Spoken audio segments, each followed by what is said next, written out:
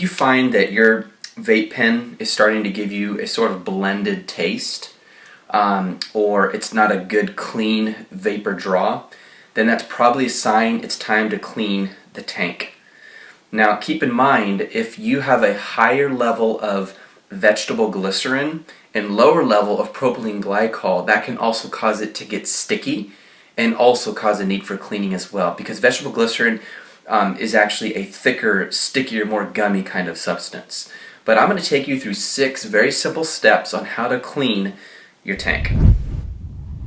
The first thing you'll do is you're going to unscrew the tank, also known as a CE4 or CE5, from the battery. We're going to set the battery aside. We're going to take that tank and notice the drip tip, the black part. We're going to unscrew that. That's the part that you inhale on. And once we get that off, I'm going to show you the little O-ring. Make sure you don't lose that little O-ring. That's a sealant. See the little O-ring right there? Okay, alright. So we're going to set the drip tip aside.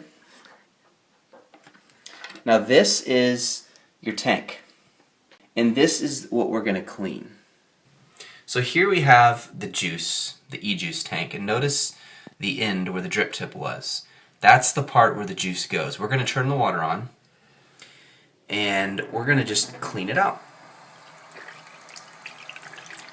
And a really helpful way is by shaking it and then pouring that out and then doing that a couple more times. What that does is it helps to get the juice out of the wick so that when you put in a new E-Juice flavor, you get a pure taste. Let's try that one more time and then we'll take a look up real close for you. Alright, now I'm going to hold this still here as I come in and check this out. You can see we have a very clean E-Juice tank. It really is that simple. Now that we've cleaned it, we have a couple options here. Well, first of all, look at the wick. See how clean that is? And on the other side as well. We could actually let it sit upside down on a paper towel for a few hours to dry.